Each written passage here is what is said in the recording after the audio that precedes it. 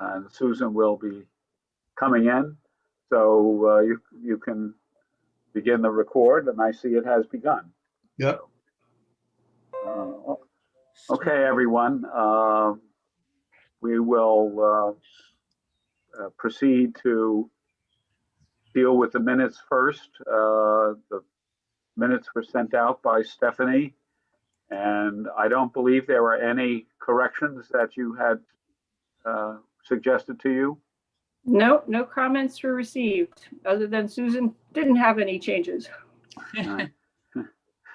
So I would move their approval from the last meeting. Is there a second? I second. Seconded by Jeff. All those in favor, say aye. Aye. Aye. All right, thank you. The first application, well, let me just check in with our guests. We have two guests, John Borkin and also Caitlin Kelly.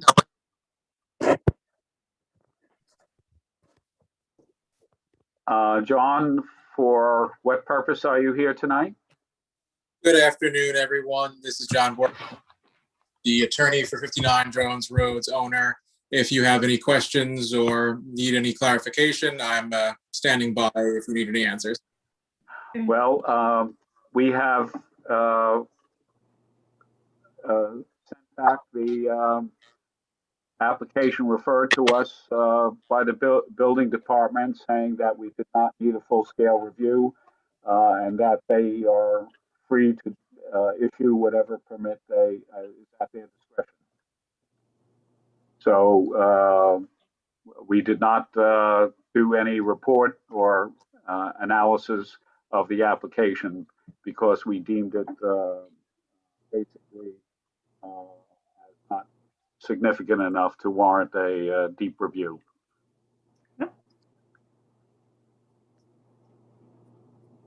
We can't hear your response, so. Yeah. So my client, We still cannot hear you.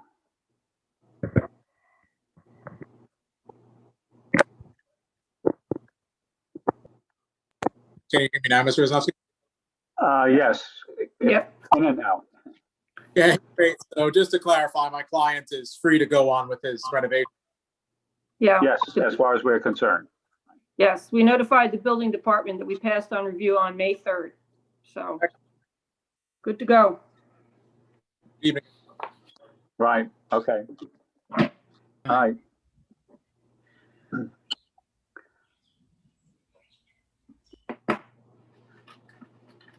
And we did have another guest who I believe probably signed off. That was Caitlin Kelly, so maybe she was associated with that application as well. The first item of business is a demolition application for 412 Ocean Road. I sent out a report earlier this afternoon. I'm sorry that it was getting to you. If I can, let me see if I can bring up the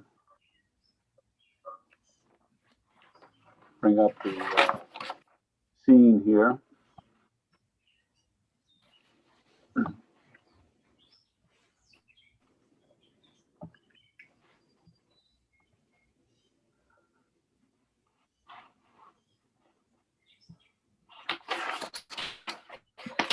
Okay.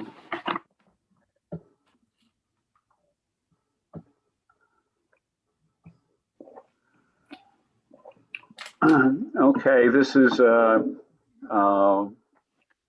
Inverchampton, a structure that had an AYB of 1819. And the application is a full-scale demolition of the house and replacement with a rather large, brand new structure that were submitted with the plans. I had, let me see if I can bring it up here.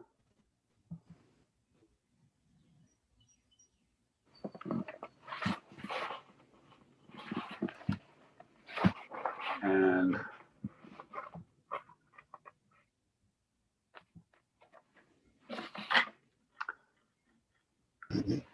do you see the house here Yes. at 412? Yes. Okay. Yes. Okay. The house appears on on historic maps, clearly even back to 1838, which would conform with the assessors AYB of 1819 for the house. It was a house built on the farmland of the Hildreth family in Inverchampton, and what you see here in 1858 map and 1873 map is the house occupied by Matthew Hildreth, who was basically the youngest son of a very large family that eventually inherited all the piecemeal ownership of his siblings and relatives. For a long period of time, much of the Hildreth land was held in common, undivided interest of many Hildreth members. And his son, eventually, Egbert Hildreth, becomes the owner. And here in the 1902 map, you can see that the house is labeled Mrs. E. Hildreth. That would have been his widow, his second wife, his second widow, who had the house at the time. The Hildreth family basically operated a farming operation up until the mid 1930s or 40s on the farm. In between that time, they had also rented that house out or boarded individuals over both the period of time when Egbert Hildreth and his widow had the house, and eventually when the son who inherited the house, Howard Hildreth, had the house until he died in 1950. I'm sorry, 1950. The house subsequently was bought by the Thayer family, Nathan Townsend Thayer Jr. The Thayer family are known for their iconic hardware and furnishing store on Main Street, Montauk Highway in Inverchampton. The Thayer family basically settled into Inverchampton just after World War II and transferred their commercial business to Inverchampton from Flushing, Queens. And subsequently, the Thayer family occupied many positions of civic leadership and responsibility in the community. This is a picture of the first place where the Thayer store was opened on 2466 Montauk Highway. Later on, it moved a couple of storefronts west to where it is now, and where it basically is appreciated by as a familiar object in the community. With respect to basically the structure itself, it's admittedly the applicant provides that it's in sound condition, and the pictures that were provided on the interior show some elements of its original age, some wide plank flooring and the like. Windows appear to have been replaced. Some of the fireplaces seem to have been redone. There also, if you look at the house from above, let me see if I can bring that back up here again. You can see portions of the house have been redone. This wing was put on later, this L right here, and a back portion was added as well. And this extension on the north side here, that was done in the 1980s. So this original 3-bay volume has had some additional changes made to it over the years. Despite the fact that, you know, it's lost some original integrity, I still think the house should be preserved. And that's why my recommendation to the Landmarks Board is to send back a response objecting to the demolition.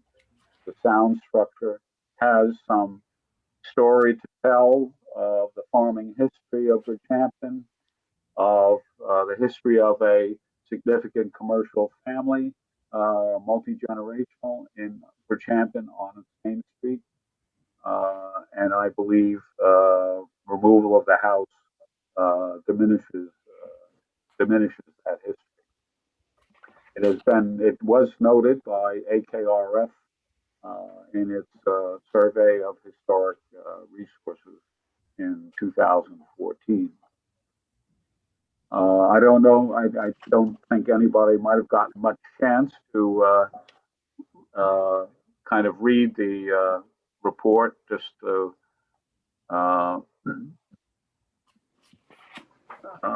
bring it up. Are you seeing the report now, or are you seeing something else? Seeing the aerial. You're seeing the aerial, okay. Let me see if I can bring up then the report here. All right. The only thing I could suggest is, you know, in terms of the need to have a bigger house or to do some changes, would be perhaps to think about redoing the additions that are less historic and less central to the original house itself, and try to redo the house in a way that preserves the core structure and its look to the street that it sits on. Other than that, I think you know, it would be a loss to see that house disappear and a totally new one be put in place. Any thoughts? I agree. It would be better, of course, if it could stay visible from the street, because it's one of those ones you pass by so often going down Ocean Road. I drove down the other day. I didn't stop, but just, you know, and it's very visible.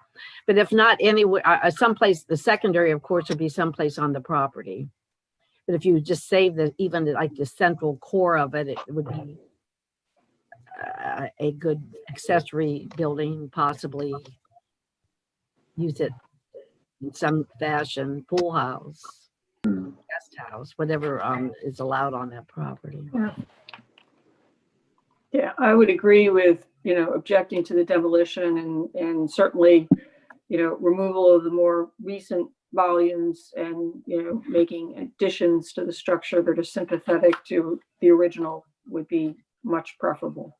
Yeah. I agree. It's a 200-year-old house, and I don't. I mean, I know it has those wings, but that core piece is very nice.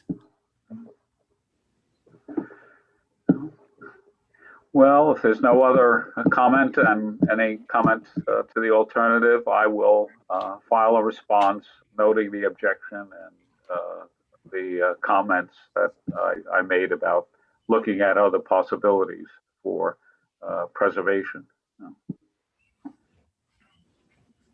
So the next item on the agenda we have is 132A South Country Road. And let me see if we can bring that up. Okay. This is a demolition application to demolish a barn in pretty deteriorated condition. The property is listed in the AKRF and the historic profiles of Eastport, Remsenburg, and West Hampton, both noting it as the 1871 Ocean House operated by John W. Tuttle. The Tuttle family has owned this property for quite a long time, and they're one of the founding families of the Remsenburg-Spionk area. This house is in the heart of the potential Remsenburg-Spionk historic district, although the house is not being touched. There's also a shed, a pool house, a tennis court, a silo. None of those are listed in the application. It's purely the barn. The barn is on the rear of the property. You cannot see it from the street, although you can see it from some of the surrounding properties. In the photos that I included, you can see how the east wall is basically missing, and the roof has started to collapse there, taking down the ceiling.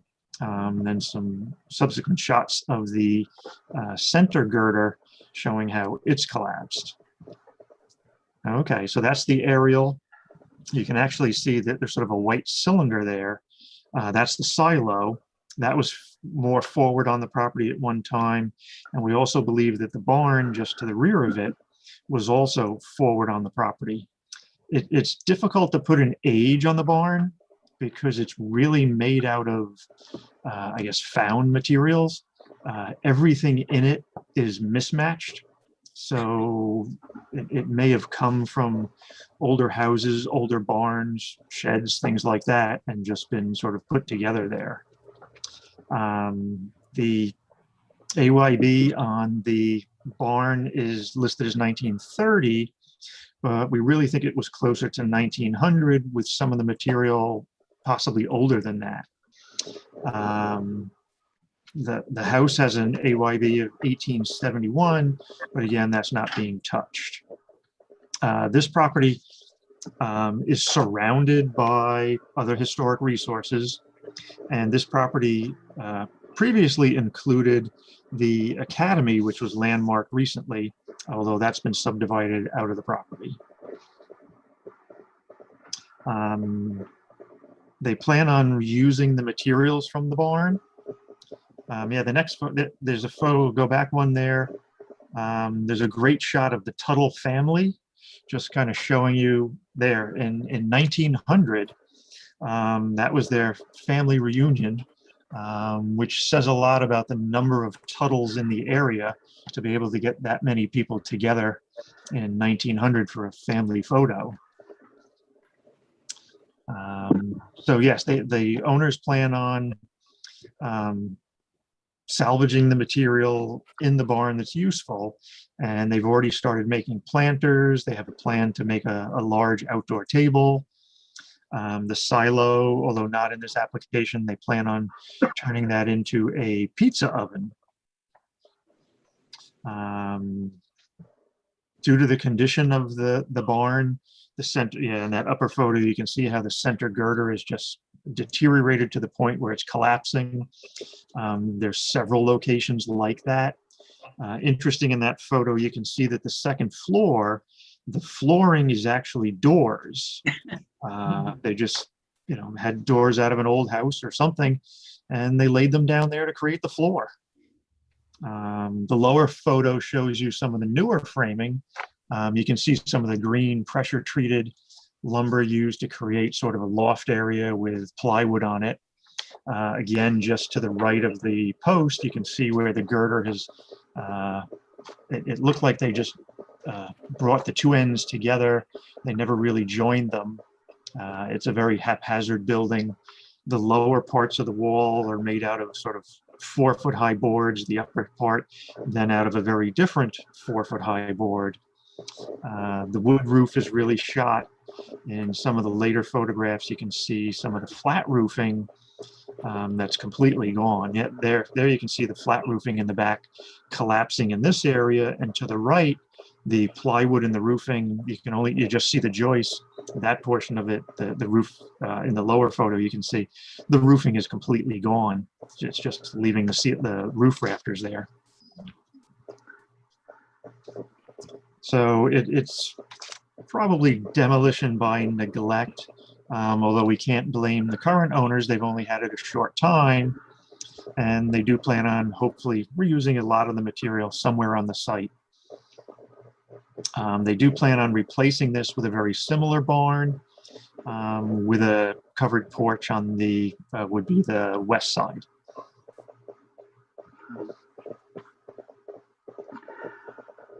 So any comments from colleagues with respect to this?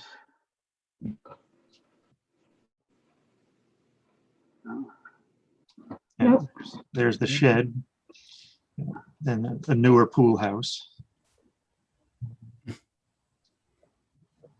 I agree with Bill. They're reusing the materials. So it's Yeah, and it's be really interesting to see if they actually, when they rebuild the barn, if they'll use some of those old materials. Yep, that'd be nice. They didn't seem to say that they were going to. They really had smaller projects in mind for it.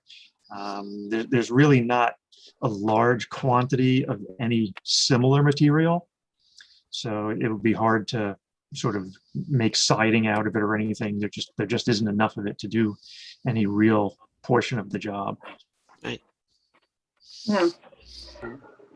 A lot of the really old materials too seem to be very heavily deteriorated. So, Yeah. you know, it seems to be that the newer materials that were used in here are the ones that are in better shape. Okay, if there's no other comments on that, why we can have a response sent back. And Bill, are you willing to undertake that? Yep, I'll do the response. Okay, thank you.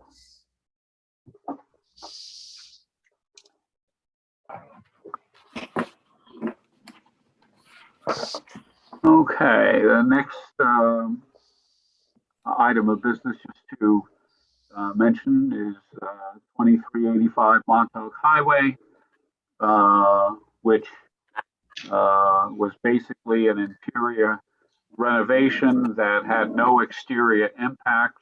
And after communication between Stephanie and myself, determined that it did not warrant a full review. 50 East Street, North Sea. Yes, I went there today and visited. It seems to be a question of mistaken records, because this is a garage that had a second floor built above it, and it's next to a house, that like a ranch house, say, and they said that was 1950, but this was 1940. When they've started work with the building inspector right up the street, watching them, they started some of the work because it was more maintenance work on the outside, and they found rotting corners and bees nests and stuff. I guess it was not really any use for many years. So they're on the same property, and they said when they pulled some newspaper out of a wall. It was old newspaper, and it said 1950 on it. So I don't even think it's old enough for consideration. But let me see if I can get this here. it's a blob. It's nothing. Yeah, it's that thing in the corner. Right here. No, well, that's the house that's on. Oh, it is? No, the thing looks like it's in the road. Oh, this structure Like here. it's the width of a one-car garage. Some of it is block, some of it is wood, some of it is the garbage is being taken off. I guess they want to use it again, or I don't know what. but they're not doing anything to the other house. And I don't think it's really worth much. I mean, they're going to This- leave the structure of the house. It's just, But this It's one, I pretty- think they, from reading the applications, some parents are living there because they help babysit. There was a story, Okay. but it's just to change the location of the bedroom upstairs. That was what the application was for, to join 2 bedrooms and relocate them so they had access to the stairs.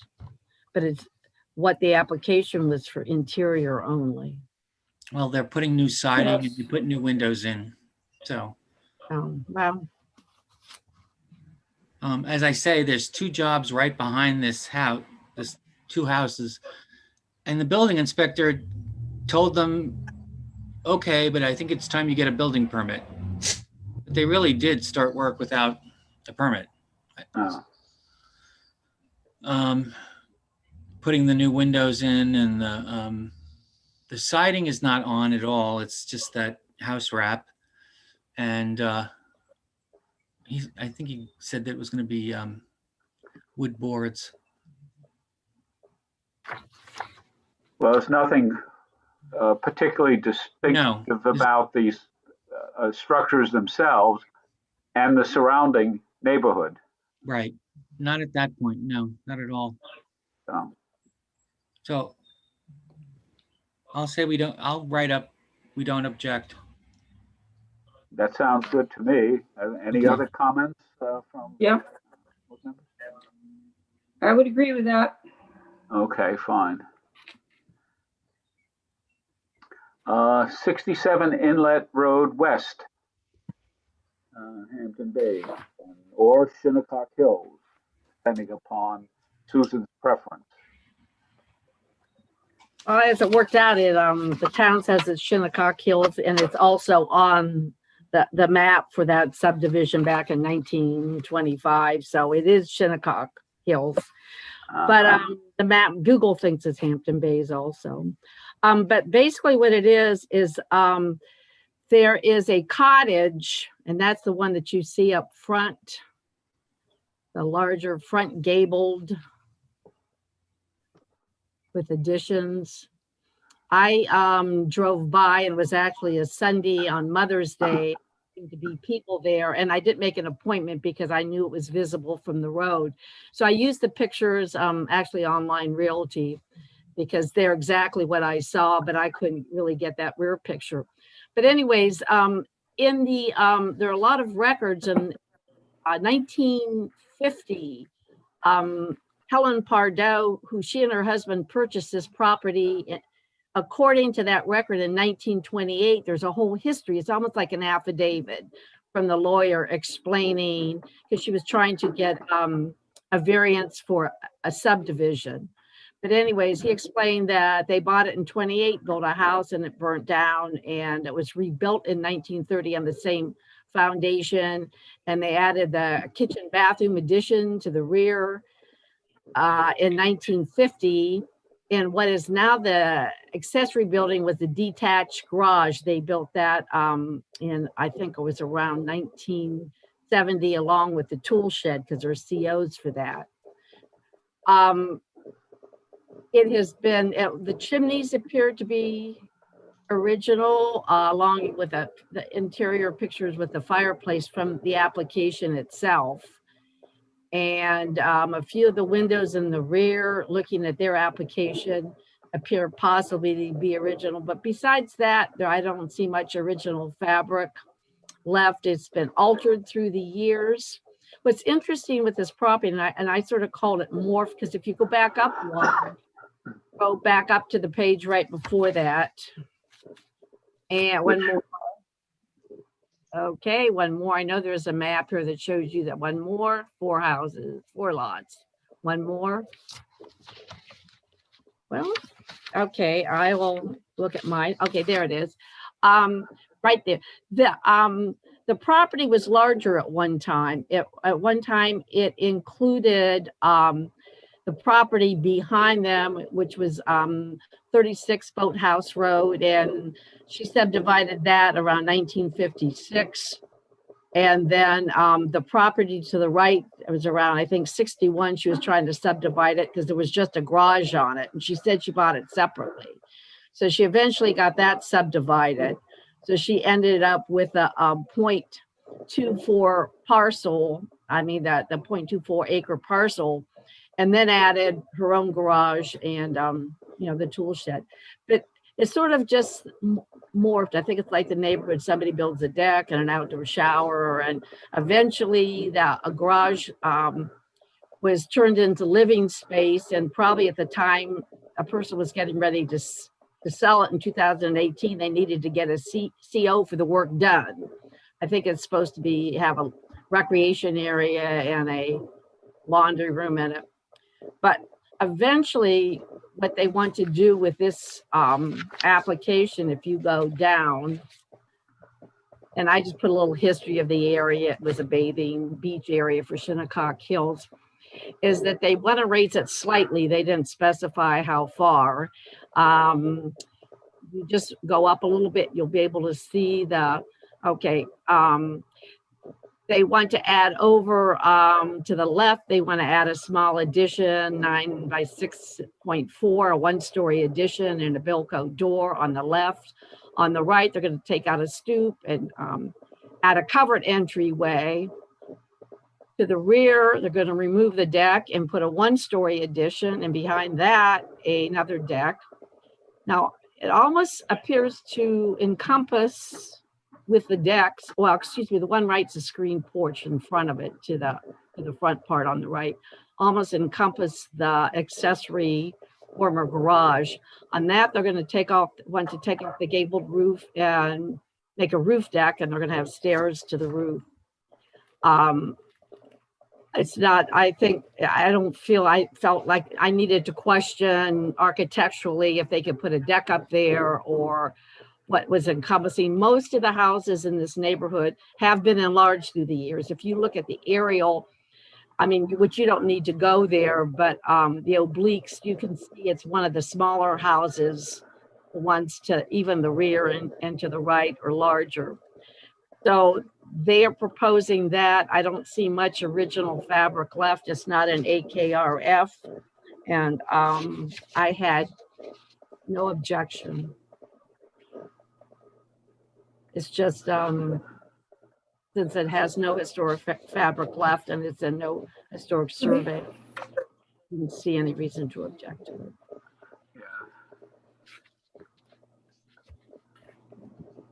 This is the neighborhood that you were talking about. Right, there you go. You can see actually it's some of the houses there to the right are larger. They just, Right. through the years, I'm sure it was just a summer cottage camp type thing that people came to eventually. Most of these houses were, but then they were insulated. They became year round and people started adding amenities. Yeah.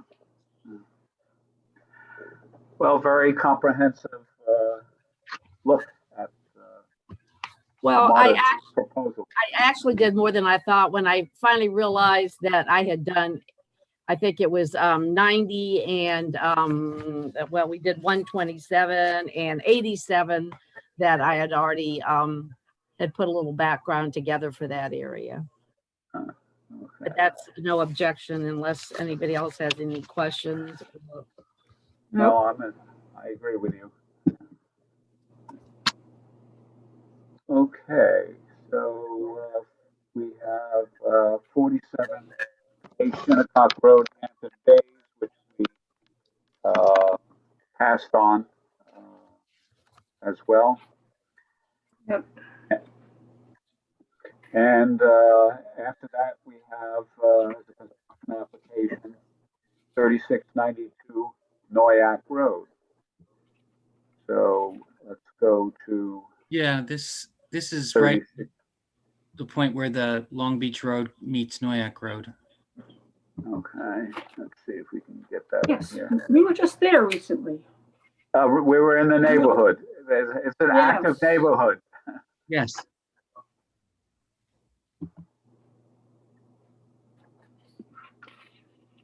This is where, yeah, Long Beach Road comes out, and the traffic circle there, and the Noyak Road, and this is the property right here as well. So,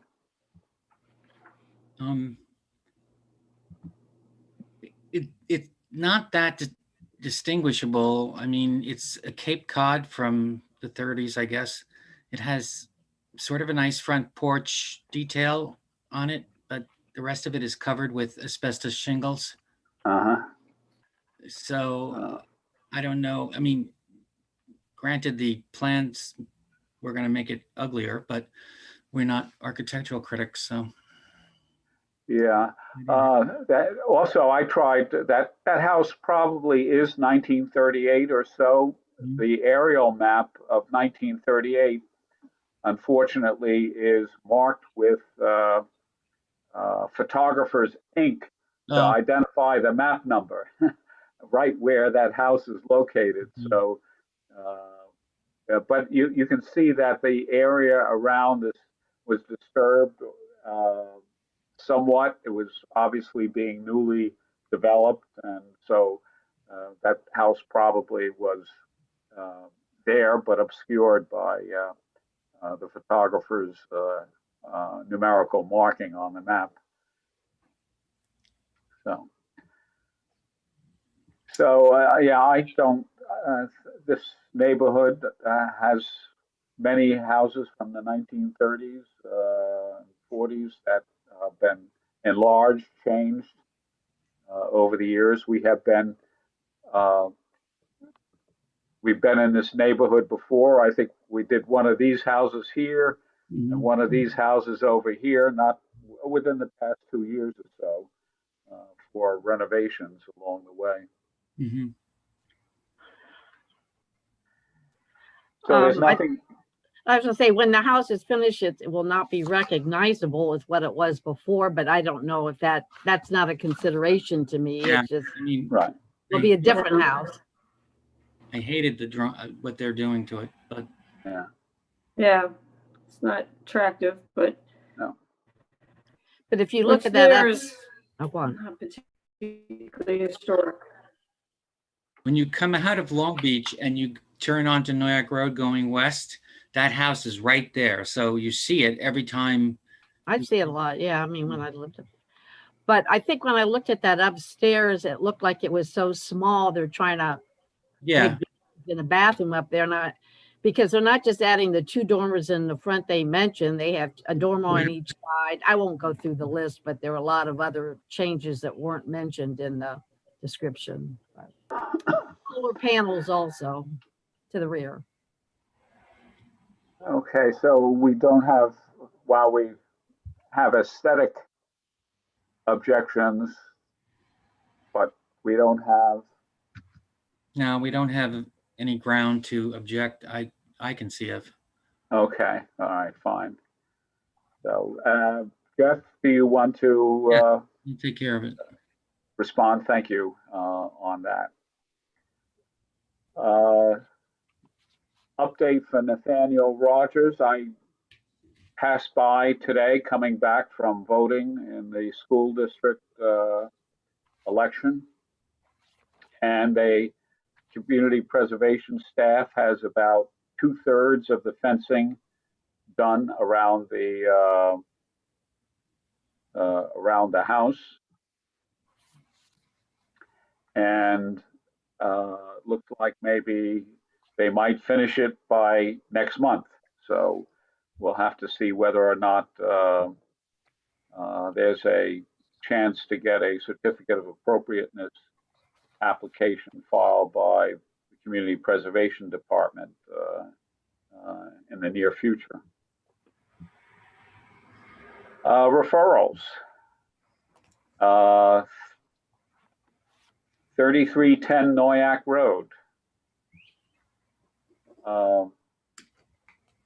This is a project to subdivide, to provide for a residential. Let me see if I can get this up here now. What do we have here?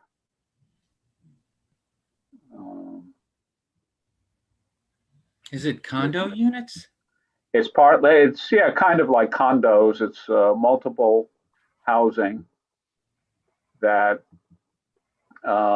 is going to be put on this property here. This house is going to be converted into five, I think, two-bedroom units. And here and here Mhm. will be two new buildings, which will have, each will have four bedroom units, four two-bedroom units, as I believe they're two-bedroom units. So they all told will be 13 units of residence on this property. And the house was described in AKRF. Let's see if I have that here. And as somewhat historic, although I think it's mislabeled.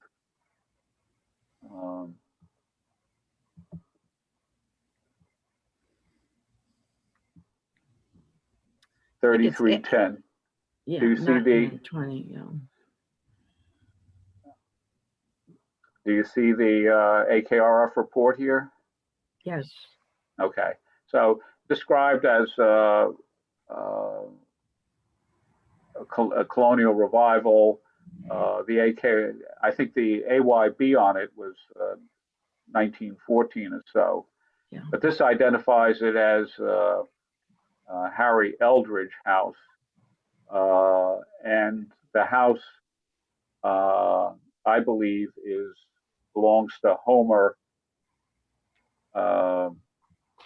Trecarton, who on the map that they're talking about, this is the house here. I did find a 1913 news article that Homer was building a colonial style house in Noyak. So I think it pretty much is that house. The Trecarton family came out of New York. They were associated with, through marriage, to a family that controlled the water supply into the city of New York, called the Long Island Water Company. And basically, I forget, around 1900 or so, 1895, 1900, the city was desperate for fresh water in New York and had been buying up Long Island water supply out of the towns of Hempstead and other places in Nassau County as well. But in any case, there was big money in it, and the family cashed in, I believe, their chips on the water supply when they sold it to the city of New York for hundreds of thousands of dollars at the time. And I think that probably provided some of the prosperity that allowed Homer, at the age of 32 or 33, to build that house in Noyak. So it has some little trace of history associated with it. I'm not particularly offended by the idea of placing two new buildings on this property and preserving this structure here as a multi-unit residential unit. Certainly, it once housed a more substantial family living space in the past. Thoughts from my colleagues about these plans that are being put before the planning board? Ed, I have elevations for the two buildings if you think that it's worth showing those. Let's see, were those in the packet, the planning packet that came along? Yes. Well, I think they Yeah. were. Yeah, they are. The last well, I page of the can- package. Okay, Yeah, so you guys have already seen them. All right. Yes, yeah. So, yeah, we've had them, and they're not bad looking, and seem No, not at all. I think appropriate. this is good in that it preserves the existing home, and the proposed structures are, to me, in keeping with the typical architectural style of our town, and it also leaves a lot of open space there, as Yeah. far as I can tell. Yeah, the east lawn is left blank. Yeah. Yes, I wondered whether that would potentially be developed in some future incarnation. Could be. I think it's possible. I think under this, well, maybe not. They might be maxing out on the density. This is a strange zone. It's a hamlet office residential zone. Actually, do you have a yield map there also? One of the other maps should show a yield map. There we go. Yeah. There we go. So Yeah. There's Does it the have a yield yield of map, 9 lots? the 9 lots without a park. Yeah. so that translates to 9 housing units. Mm. I think part of the thing here too is they're not really showing, they need to provide 29, or they need to provide 29 spaces of for parking. It's not clear exactly where those are going, maybe next to the proposed dwellings. I think that's where they look to put them. So that covers some I think the of the area, parking's but in there. not the east lawn. It's hard to see the parking, Stephanie. I think you have to zoom really close in. The parking areas are really Okay. faint. Yeah, it's kind of faint on that preferred plan, but that, yeah, it does look like they're leaving the eastern area open, and they're showing a bunch of trees along the Yeah, perimeter there it as is. well. Zoom in and you can see the parking. It says 5 parking spaces. Right. Yep. So my guess is that eastern lawn area will stay as undeveloped land. Oh, That'll be good.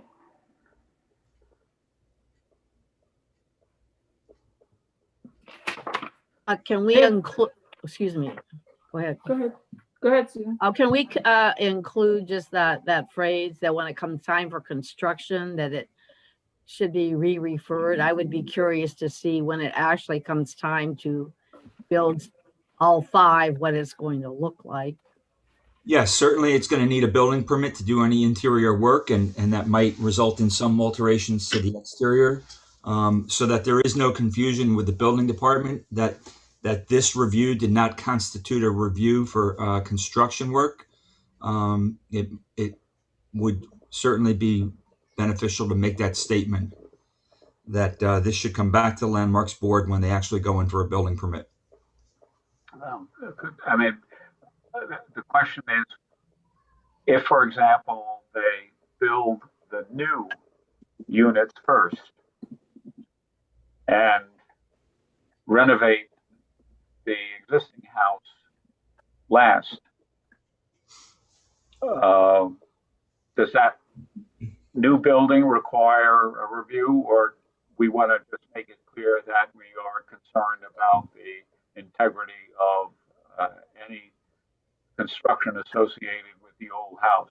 No, the construction in the new buildings does not warrant any review by the Landmarks Board. So, yeah, that's what I would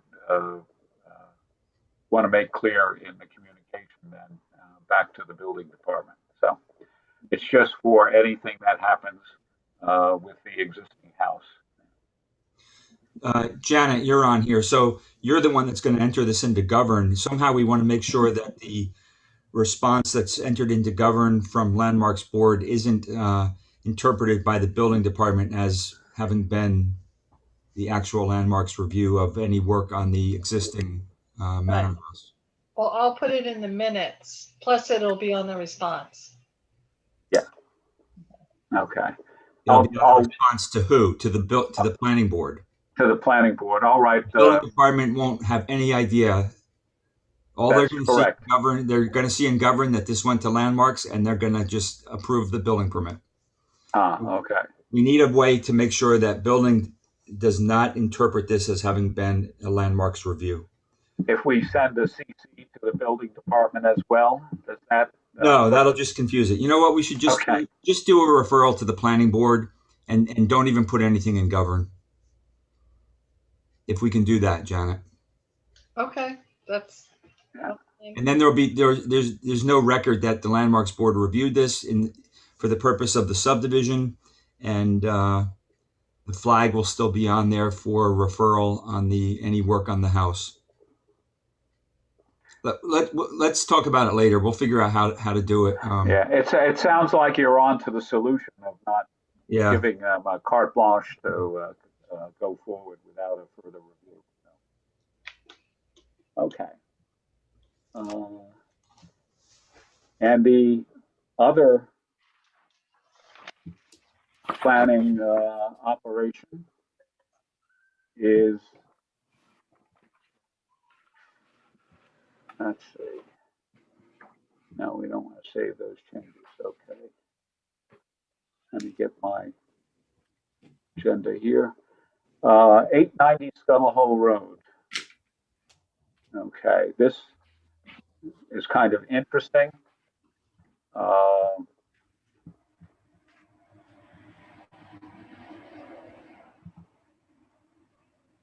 And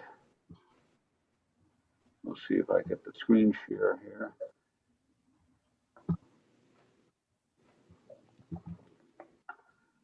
Okay, you see 890 Scuttle Road here. And this is a very old house. Let me get rid of some of the new lines put into the GIS system for us here. And the project here is to basically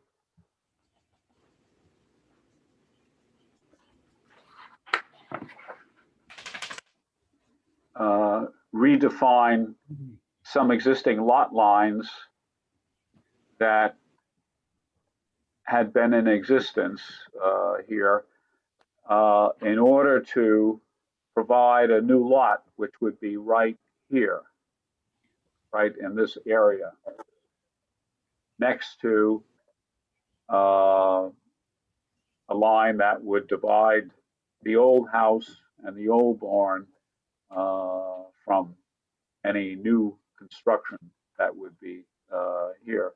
I believe that basically is to adjust these lines that are in conflict and to provide more square footage in order to qualify for a new building, a new house should they get approval. This house was built by Stephen Haynes. I forget what year, probably in the 1860s or so. From the last report of people who have been inside the house, it still had a lot of original integrity of the original molding and doors and the original character of the interior of the house. Haynes was a kind of a self-made construction builder who first operated upstate New York and then made tons of money in Brooklyn, became an alderman. He became commissioner of parks for the city of Brooklyn, which at the time in the 1890s was the biggest city in the United States before its incorporation into the greater New York City. And he was the individual who tried to move the BB windmill in Bridgehampton to Prospect Park in Brooklyn. And found out after he bought the BB windmill that he had no means of effectively transporting it that far to put it in Prospect Park.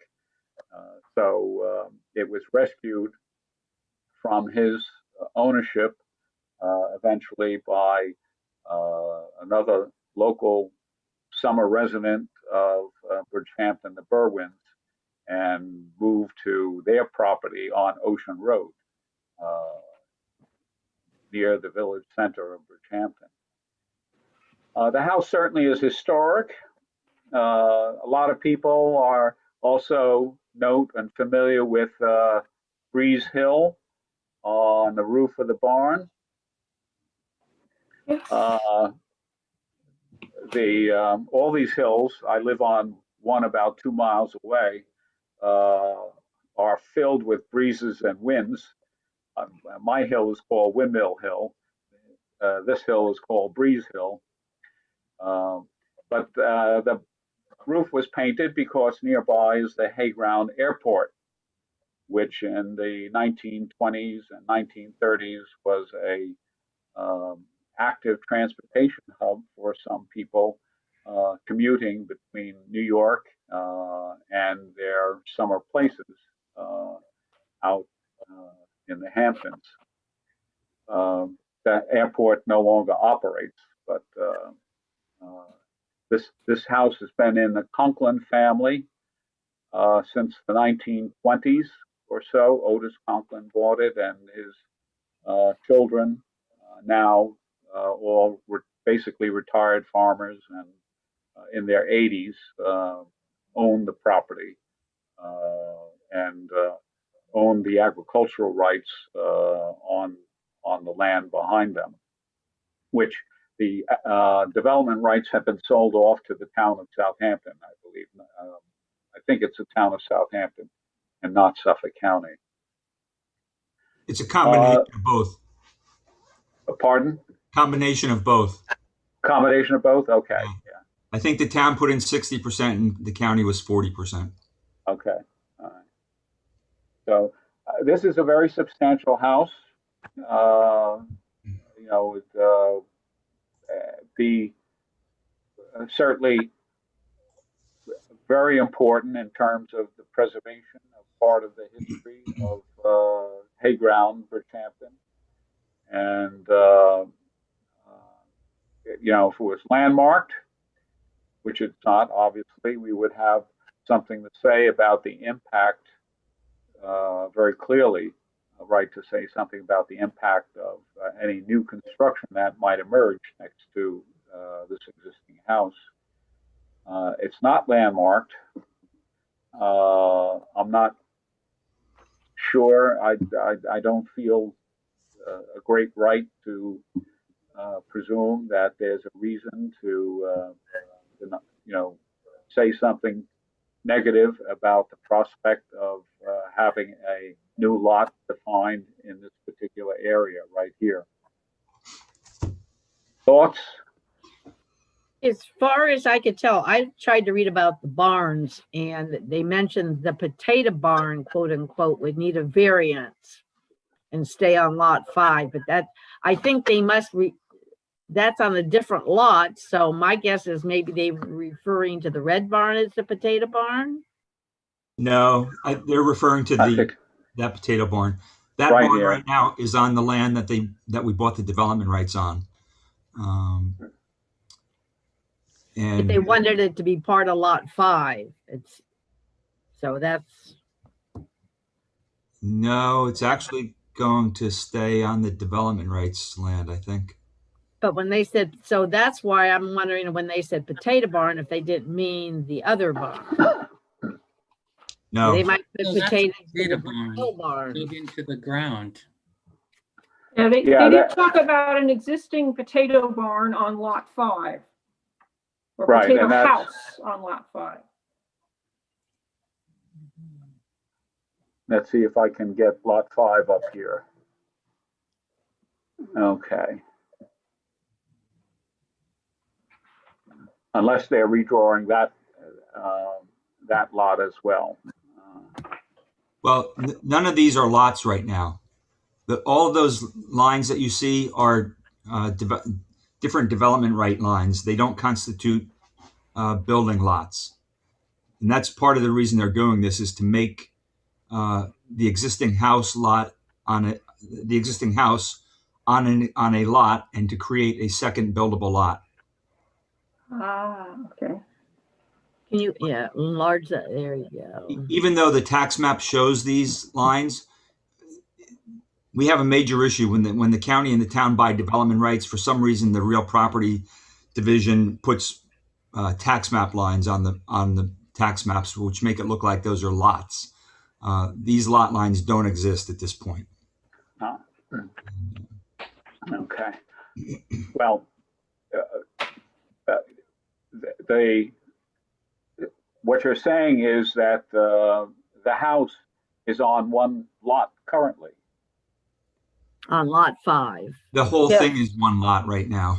Right. Basically, lot, if you will, centered on the place where the house is, lot 5. No, the total property. Well, that's the proposed. Right. No, I know Yeah, that, but I'm just this trying is to a say that proposed lot. the house is not divided from the farmland. Correct. How can that be?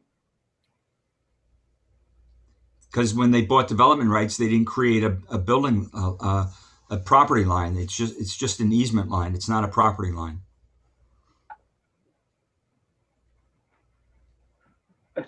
Wow.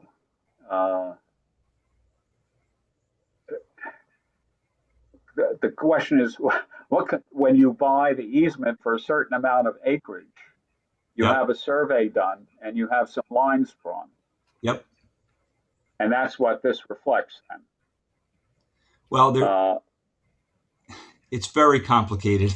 Yes, I can see that. Right now, the development rights easement line goes through the potato barn, and that's why they want the potato barn to stay as part of the land that we bought the development rights on. So that's why they're bumping the development right easement line around the barn. What will happen is that part of that land that the barn is on will have its development rights sold, and a very small part of it will actually still have development rights. And I think that, David, that's reflected on what Ed was just showing, that that map with the proposed lots. Yes, I mean right. You can see where they bump it around. If you zoom in on that, you can see a lighter Yeah. colored line that shows the existing easement line. Yeah, you can see the bump around on that. That's Yeah. the last page of the application. Yep. And that's why they're changing the setbacks, it looks like, too, or asking for a variance to change the setbacks.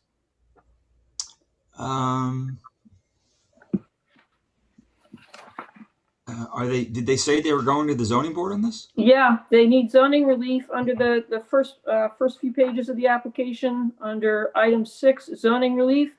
Says the existing potato house located on lot 5 will require a variance from the required 30-foot side yard accessory structure setback to the proposed 10-foot side yard setback. And the same thing on the rear yard. So it sounds like we got to go to the ZBA too. Yeah. Okay. Well, without going into all the complexities that lay behind this project. We'll be sad if that gets built on lot 6, because it will cut off the whole view of the back of the farm. It's hard to see now as you drive by. I always look for it. I mean, actually it's a beautiful house, but the house has got a hedge in front of it. It does have driveways that arch around here. this presently is, I don't know if it's what's planted here, but this has been in agricultural use for quite a while. Often corn. If they grow corn, you can't see anything. This Scuttle Hole Road is a little lower than the about 2 feet or 3 feet or so below the shoulder, and land level, that's here. The town highway department loves it because when it snows, it puts 3 feet of snow drifts right on Scuttle Hole Road, and is one of the more impassable points for the highway department during the winter time. But in any case, a little bit of elevation and the foliage around and sometimes the farm crops makes it very difficult to see the barn structure. You can see it more from further down on Cook's Lane, which is a road a couple hundred feet away, and you can look eastward towards the farm there. The question is whether or not this really is a disturbance for historic sensitivity of some kind. It looks like the barns are all staying at this point. I guess that would be the main house, and all the outbuildings seem to be intact. I think that would be my question and concern. Right. I believe, but I can't recall directly, that the potato house was maybe part of the proposed thematic historic district of potato houses and barns. Yes, and it's in AKRF, I remember. In AKRF, yeah. So that's something, of course, that I'd forgotten to check out, but that's a little bit of an element there too. AKRF didn't miss very many potato barns. They got them all, I think. In any case, I don't hear anybody arguing that we should advocate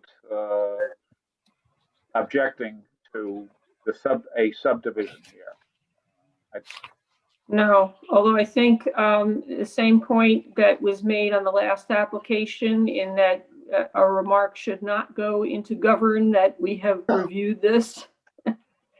So that if there is work proposed in the future on the house or the barns, that we get a referral.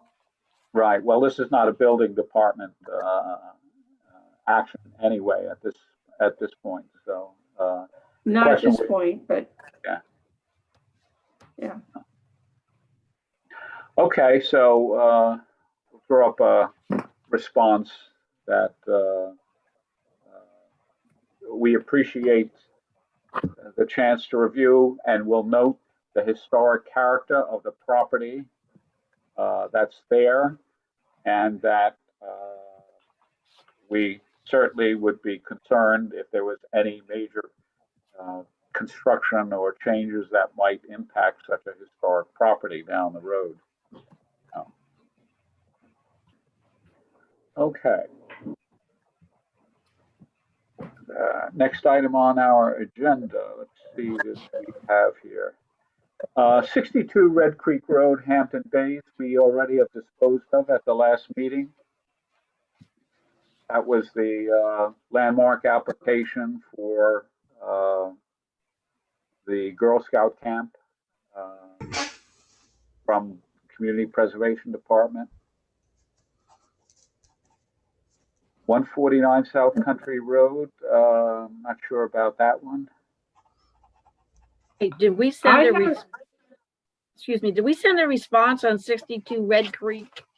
No, I haven't sent the draft resolution to. Okay, that's what I mean, a resolution. Yeah. So. Okay. 149 South. Do we want to do the resolution now? Pardon? We did it at the last meeting. Oh, we did do it at the last meeting. Okay. Yes. Okay. I haven't heard anything further about 149 and whether they are pursuing an easement, and I haven't heard that the town board has discussed our recommendation to find that the property is landmark worthy. What I have noted is that there is now a building permit posted on the rear fence. I have not gone to look at it because there's always been somebody there. And they have now cleared and poured a foundation for their proposed garage building without a referral to the Landmarks Board. Okay, we'll have to.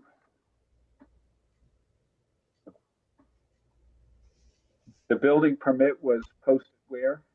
There's a building permit posted on the rear fence. I have not gone to look at it to see exactly what it entails.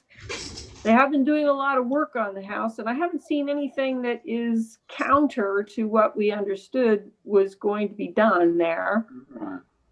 But it does look like a building permit was issued. And certainly they have poured the foundation for their garage building.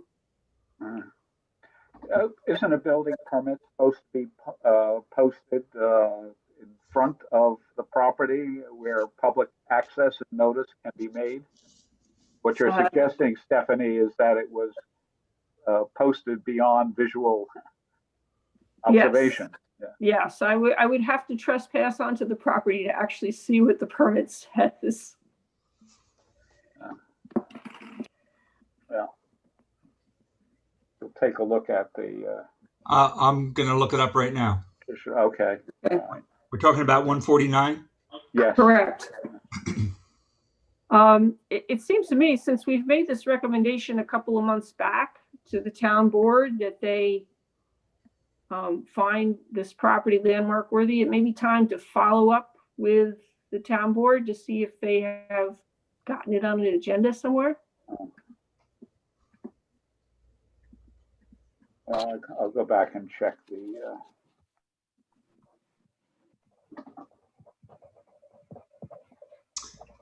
They applied for a rental permit. They're going to rent it out.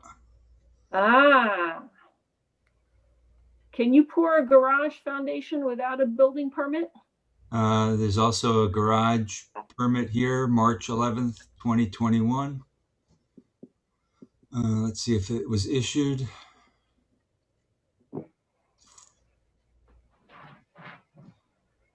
Detached two-story garage with workshop and storage above, no cooking or sleeping permitted. Issue permit. Yep, the permit was issued March 11th. Okay. I think that would have been shortly after our review of their application. Yeah, but as long as it wasn't affecting the house, it doesn't need a referral.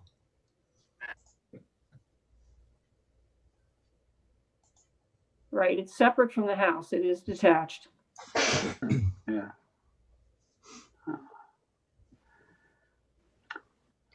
Okay. Well, we'll follow up on that, see where it goes. Okay. 680 Ocean Road has been kind of dead in the water for about 2 years now. I think we can probably remove that. The owner, if they were interested, would certainly have been knocking on the door, and the interest in easement acquisition, I think, may be gone. I would say the same thing, Susan, about 173 David's Lane, that kind of has been sleeper. I just would say leave it on. I'd like to hear some status report since I sent a report in a few months back. I want to hear something before it's removed. Okay. I don't know how to find that out, even if it's no. Yeah. Hopefully, yes. Well, why don't I ask you, as agent of the Landmarks Board and case manager for 173 David's Lane, to follow up with probably Lisa Combrink on whether or not it's completely Okay. dismissed or whether it's hanging in the air someplace. I will check on the status. Thank you. Okay, very good. Inverchampton Historic District, that's still out there. And I will note to board members, not everybody has seen what I have done, but I drafted the proposed suggested code changes for the development of historic districts and for the designation of landmarks that were a product of the idea that had been articulated by Vicky before the town board a couple months ago to have a certified local government program and standard for historic preservation in the town. There had been some communication with David about, and the town attorney's office about who should start with the code revisions. And so we started doing it, and it's been sent. I did not receive a response from the town attorney's office, Dave. So I don't know, at some point, if you get a chance to communicate a little follow-up inquiry as to their schedule. Of course, they have a lot of things to do other than dance to an immediate project like this one. But yeah, I guess I should have realized on the email. I didn't notice that you sent it to Jim Burke or yeah. Yeah, I'll touch base with them and see if we can get a meeting together to go over this and get their input on any changes. If they say it's fine to go, then we put it into town board resolution format. And well, no, we would do that if they're good. They want to have a public hearing, I believe, on it. Oh, well, you have to have a public hearing. Yeah. But we would have a work session with the town board to go over these code amendments. Yeah. And if they give the go ahead, then we schedule a public hearing. Okay. Yeah. So this is good. This is moving along very well. Yeah. One other mention that I had a meeting, and Susan knows something about this, with a party in Hayground who was possibly interested in landmarking their house. They were struggling with the different kinds of questions about what is the best economic course for them to take.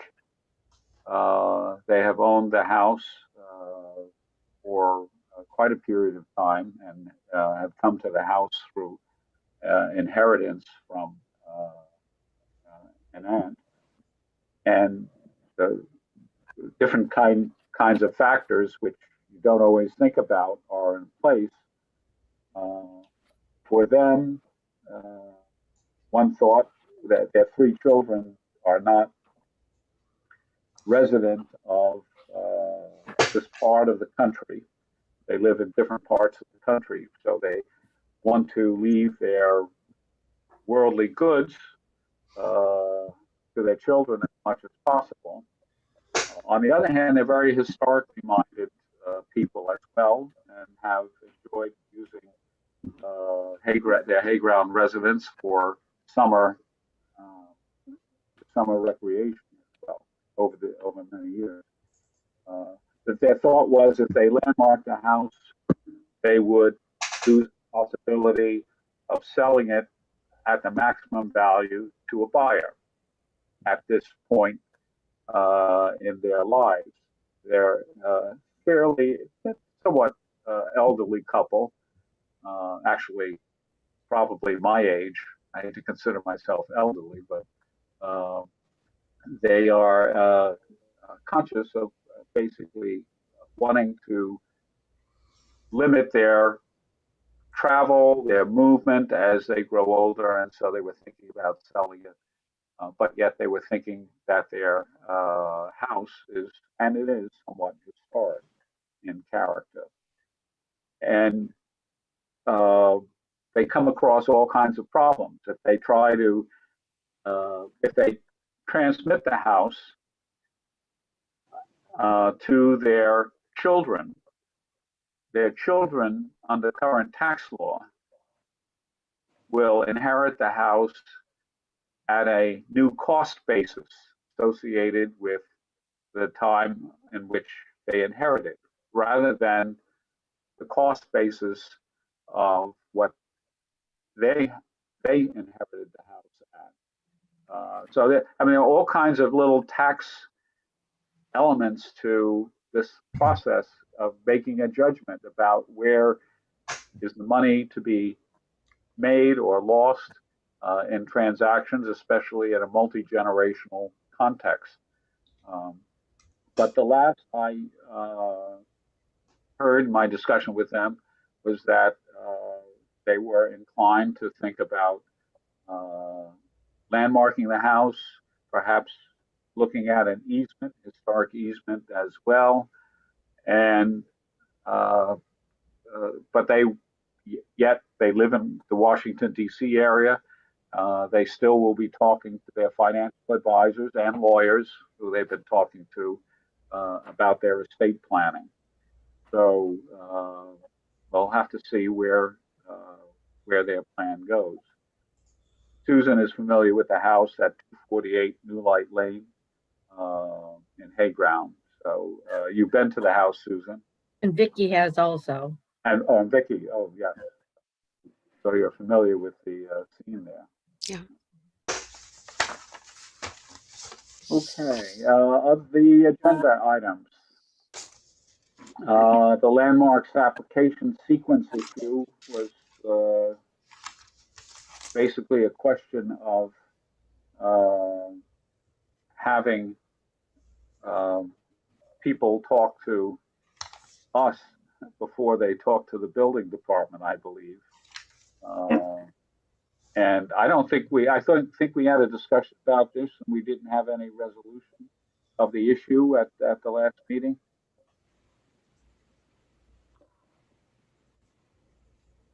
My notes didn't reflect that. I think it started with Bill's question, whether they could submit tentative building plans or if they had to be officially, yeah, building plans. Right. It's also interesting to note that if you're filing for a demolition application, you can put in your landmarks application with that. You don't have to do the building permit application. We do get a lot of demolition applications, and they don't have to have designs of what they're doing at that point at all, which sometimes is, kind of raises more questions than it answers.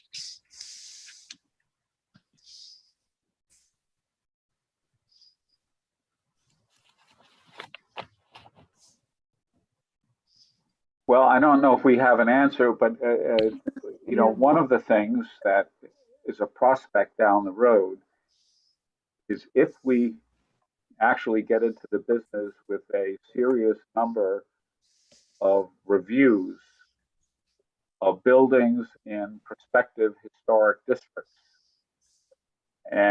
or a number of landmarks that are landmarked by town board designation, that number might grow given any possible code changes down the road. The question is whether or not an owner of a property contributing resource in a historic district wanting to do things, or somebody in a landmark house, whether or not they, should be consulting with us beforehand before they go and get designs done and get applications to the building department. Potentially, there's a lot of things we would have to work out procedurally, possibly down the road to make operations smoother. I don't have any solution at the moment, but I know that there are problems that can grow in number. Is this something we want to leave on the agenda for future discussion?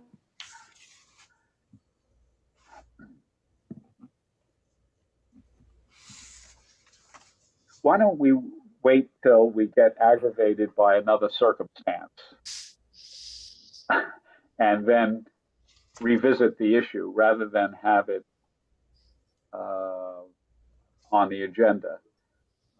If there is another event where confusion develops and problems occur, we can revisit the issue at that point in time.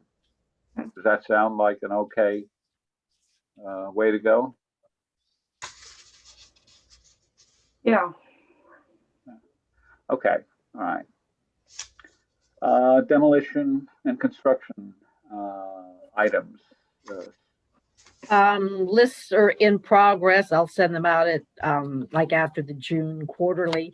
But the one thing I forgot to mention, and I'm not sure where my clipping was, but I saw in the Southampton Press in the classified ads a month or two ago, there was going to be, this regards Flanders, a public hearing regarding acquiring 380 Flanders Road, the Brewster House. So I assume the Flanders people were aware of that because they get the, I think the local groups get the agendas.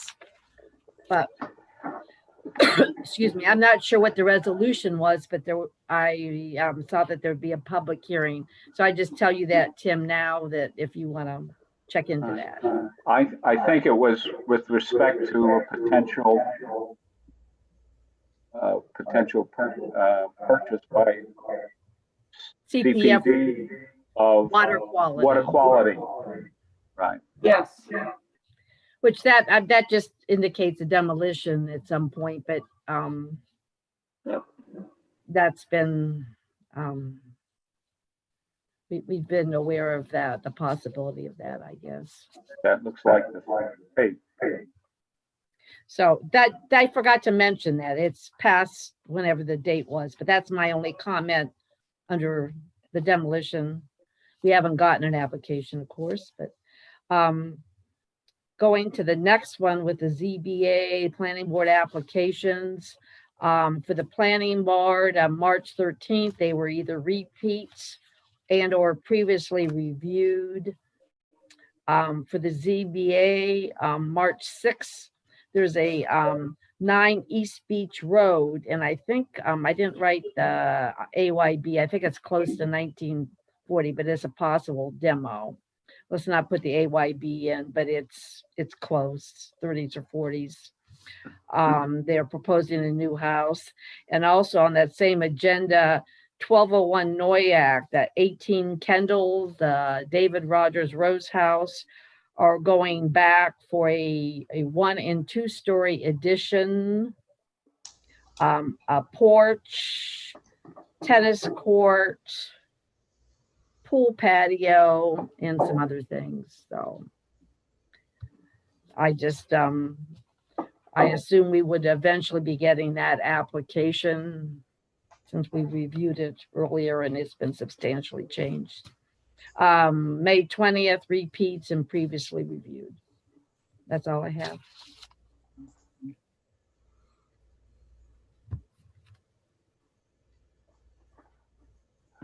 Okay. I have an echo coming in. Somebody have. Yes.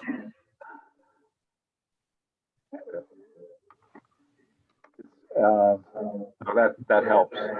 Whoops. I'm getting tremendous amount of feedback from somebody's Yes. computer. Let me see here.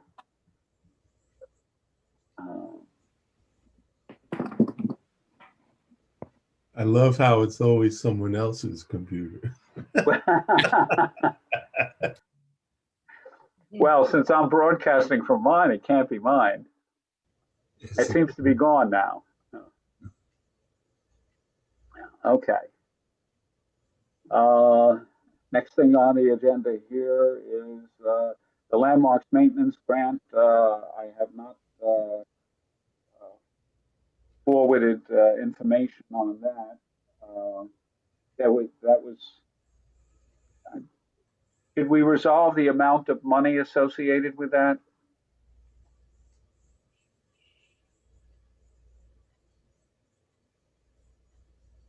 Does anybody recall? No.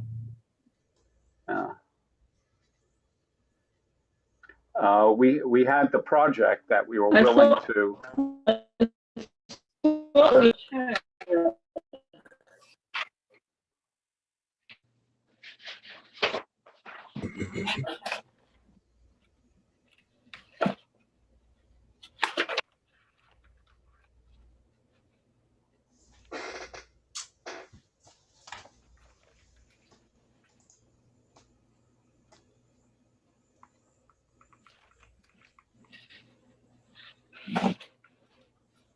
Were you searching, Stephanie, for? I am. I'm looking Yeah. to see what we said previously.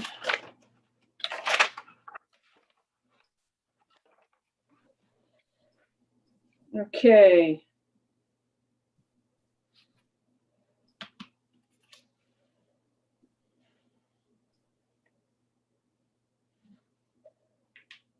Okay, I have notes that I took directly on the application that suggests that we had talked about giving them 10 grand from the maintenance program,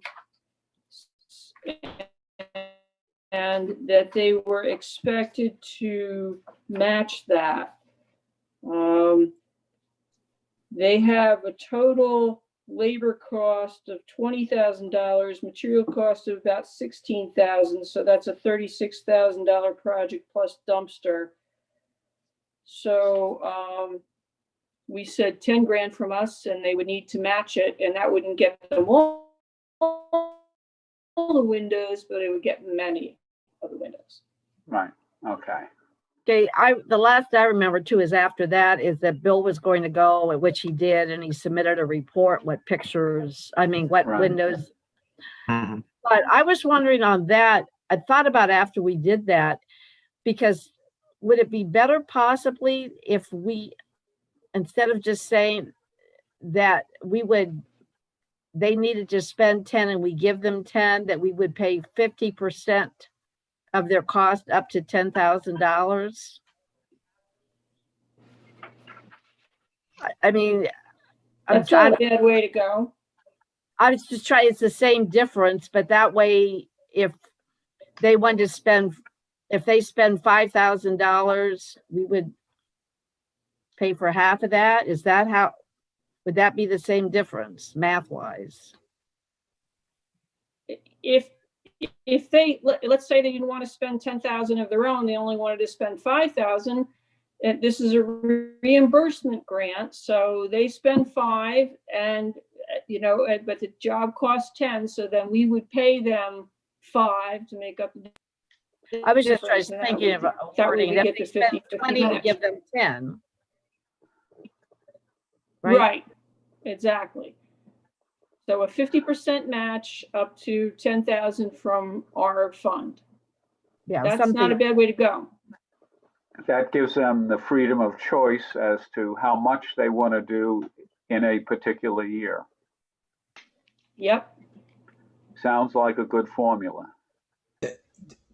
Does the cost of the dumpster count towards their costs? Or I would think it should just be actual renovation work. Yeah, well, the think- dumpster's only $750, so most of the work is labor and the windows themselves. I would include dumpsters as part of the cost of a project of rehabilitation. Myself. So. I was trying to I think, wouldn't. there was something specific. We didn't pay for architects. We won't go through it. We can do that Yeah. later.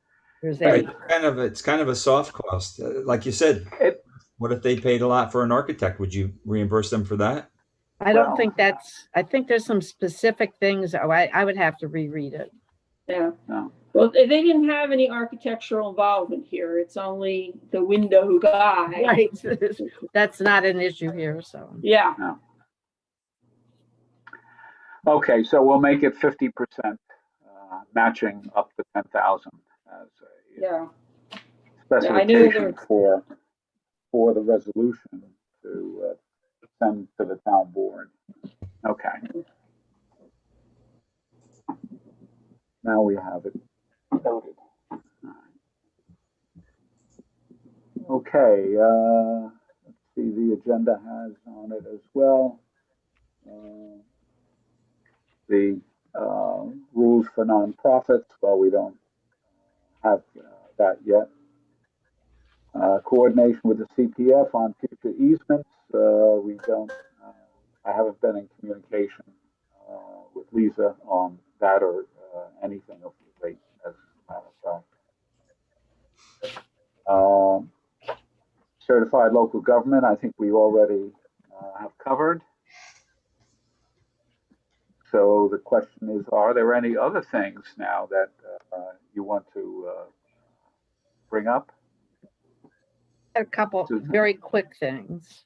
One is that I hadn't realized that we're on CTV. Somebody said they had watched our meeting, so if Yes. anybody wants to watch this on TV, you can get their And schedule. Charles will tell you that we're live streaming on Yahoo right now. I knew that, but it's also shown on a schedule YouTube. along with the other ARB Yeah. meeting. So, Yes, you are on Yeah. the schedule. yes, thank you. I didn't realize. I went, oh no. But thank you. No, I should have assumed that. And the other thing, this is just for the future. I was reading Ed's wonderful update for the revisions in the local government. It's when I got to the one section mentioning the Cultural Resources Committee that used to be not actually active, but it was present at times, that we might want to consider in the future getting that revived, particularly because any archaeological, the tracker reports would come in when if and when the moratorium would be lifted. We would send them, one time it was Elizabeth Hale, of course, graciously took those and would respond for us. I'm not sure she got the committee together or not, but we might think about that. And that way we would be involving the Shinnecock Nation and other people, maybe from Shinnecock Hills. Plus, I think we have an archaeologist now, but that might be something in the future. We would want to get that committee ready to go just in case. Yeah. There is some ambiguity about the status of that committee as to whether or not the Landmarks Board has appointment authority or the town board has appointment authority on it. And the town board, I believe this cycle did appoint members to the Cultural Resources Subcommittee, and it's listed on our webpage. I think they're the same ones that have been on there, at least when the last time I looked, I didn't see any new names. But you could be right. I'll check. Yeah. Well, I don't think nevertheless, the issue is that it's not clear in the code as to responsibility, reporting mechanism, and some other essential you're right. essential processes. So, You're right. and that should be tackled down the road as a point. And actually, perhaps, Stephanie, if you want to include that as a item on the Next agenda. going forward. Yep, Yeah. I will do so. I think it's a Prospective process. I project. just thought I'd bring it up now. Right. Yeah.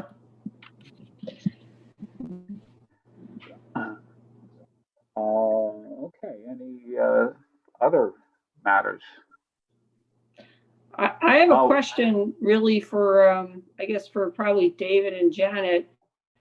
I know our office as of tomorrow is going to be changing our COVID-19 policies and following the new CDC and New York State guidance for reopening. Has there been any rumor about town hall reopening for in-person meetings? Well, a press release was issued for the town. As of tomorrow, we also are following the state and CDC guidelines. You will no longer have to wear a mask in town hall. But I haven't seen anything yet about in-person meetings. So I don't know the answer to that. Okay, I think it's still going to be a little while. okay. Only just- because the amount of people that will accompany the board. If it's Mhm. just the board, I think that would be fine. But if there's any visitors, or that's where it becomes a challenge. Sticky, yeah. Just from my 2 cents, while I think in-person meetings are great, I frankly have enjoyed not having to travel to town hall and leave work early and then get home late from these meetings. And I don't maybe- think you're by yourself. yeah, maybe a hybrid, model of in-person and Zoom calls may be a way to go forward, once we do have the ability to meet in person again. I agree. I think the one thing, and I live close, so that's my travel is not the issue, but I've enjoyed the number of people participating. We have more people attending meetings, the architects, the owners, some representative, and I think that's a good thing because they can log in and do it, of course, remotely. That seems to be the plus for all the boards. I do planning and zoning, and there's upwards of 40 or 50 people on a meeting. So Wow. we would never be able to accommodate that in town hall. So I think it's up to you guys, but we'll see. Okay. Well, we had before the meeting started a little bit of a discussion among just a couple of us who were here, noting the same lack of enthusiasm for extensive travel meetings and the amount of time traveling, coupled with sometimes 2.5-hour meetings that have not been uncommon for our board in the past. So it does add up, and it's maybe a program, as is suggested, of mixing in-person and virtual meetings has a future for us. Yep. One other So. little inquiry, Stephanie, have you had any vibrations about persons from Hampton Bays who might be interested? Yeah, I did have some back and forth with Brenda Burnson, who heads the Hampton Bays Historical Society. She actually attended, or she said she did, a portion of our last meeting.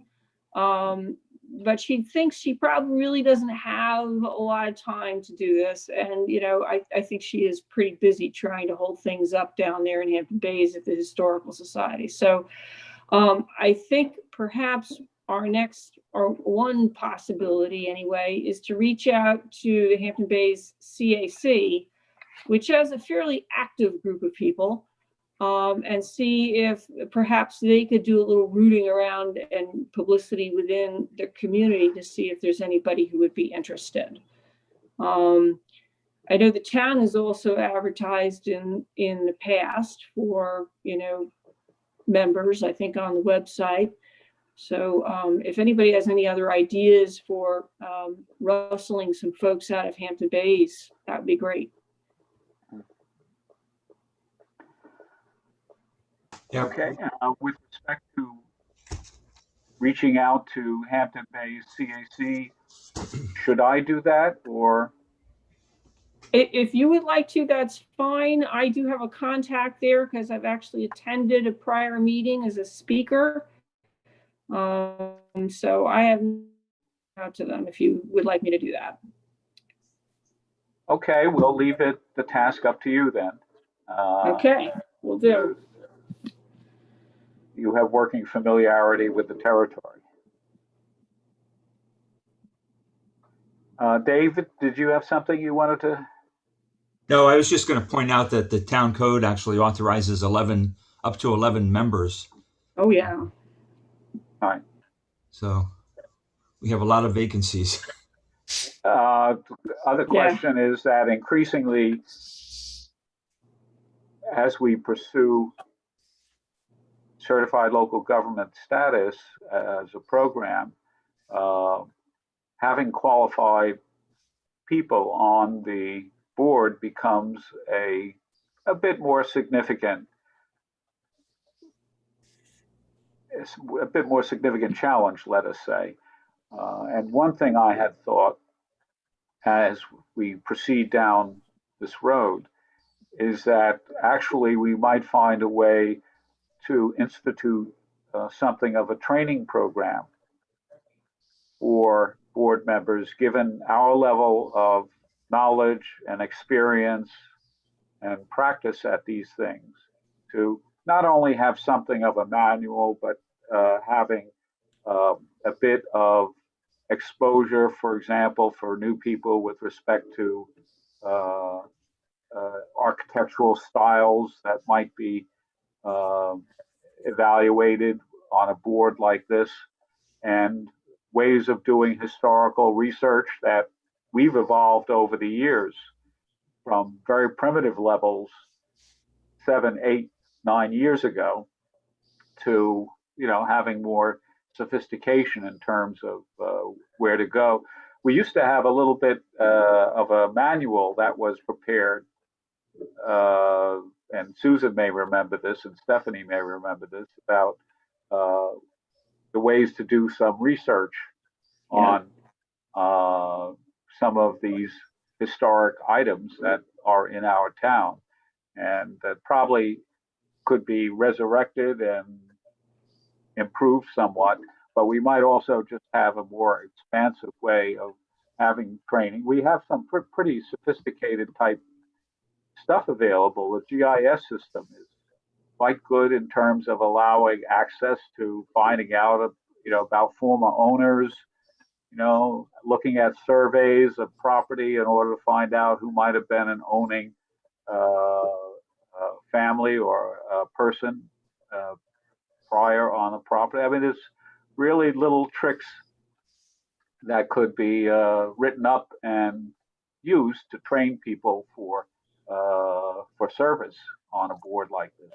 I think it's a great idea. And also conveniently, the CLG status would give us the funds to be able to actually do that training. It's one of the